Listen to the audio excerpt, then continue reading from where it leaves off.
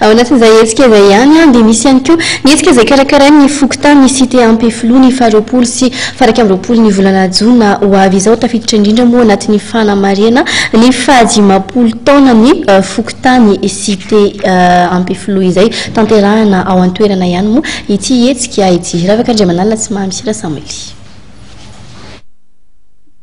Trano miisa telo amby telopolo sy arivo no miorina eo anivon'ny cité Ampefilo ka polony miisa enimpolo sy roanjato sy efatra arivo no monina ao an-toerana amin'izao. Ity cité ity izay isan'ny trano indrindra satria dia feno dimapolo taona ny fitoana efatra amby folo sy roa arivo ity. Ny firaisan-kina ny lara-pamehana ho an'ny polony eto ka nahatonga ny fitsanganan'ny fikambanana Ampefilo cité miray sy ny fikambanana Zuculna iray Ampefilo. Misy ihany koa anefa ny olana sedran'ny fokontany izy miorina eo ambony lemaka. Miezaka nitazona ny endriky ny cité tahaka ny elo ny fanampindohana ireo polona ao an-toerana.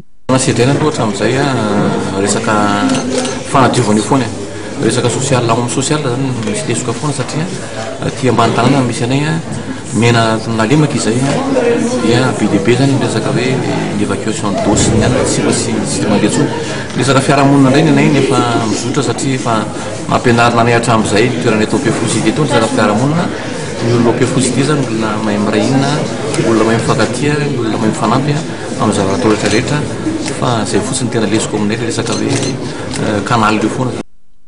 Misy moa ny hetsika hitanterahana ity fokontany ity ny roapolo sy raika amby roapolo jona ho avy izao entina hanamarihana ny fahadimapolo taonany.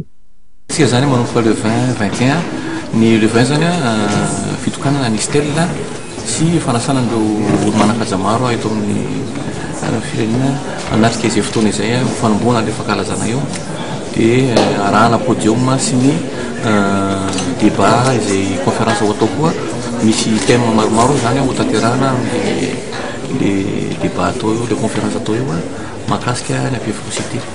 Miara-miasa amin'ny polisy pirenena sy ny voameramisana fandriampahalemana eo anivon'ny fokontany any ny fokontany mandritra ny fanatanterahana ny hetsika. Maneho an'ity hetsika ity ihany koa orinasa miasa eo anivon'ity fokontany ity toy ny Ligue GSM sy ny RTL Madagascar.